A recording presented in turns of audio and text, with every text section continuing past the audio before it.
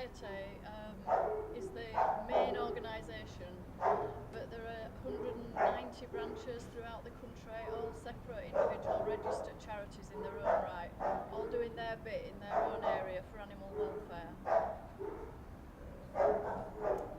The local branch works in the community to promote responsible pet ownership.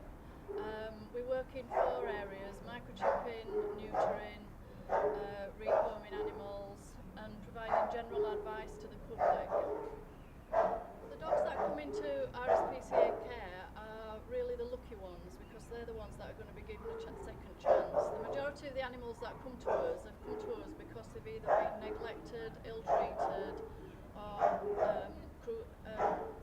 unwanted in a funny sort of a way because social circumstances have changed, and the inspectors go out and they visit homes where there are pets that are vulnerable, people that have been reported for neglect or cruelty, and if the inspector feels that the RSPCA can help them, or if necessary the RSPCA will prosecute people for being cruel, then the animals will come to us.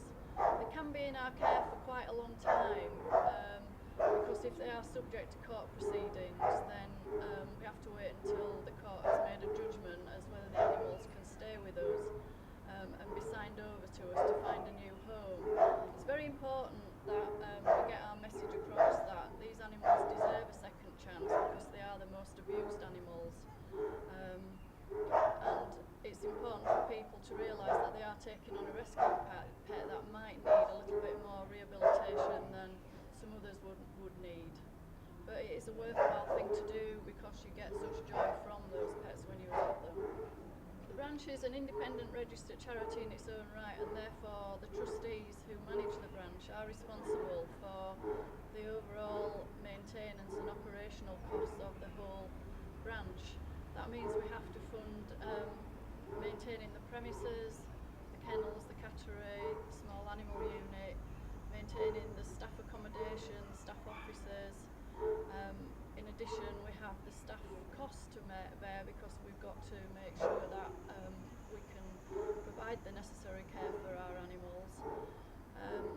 And on top of that, there are all sorts, just like a business, there are all sorts of overheads that we've got to find the money for.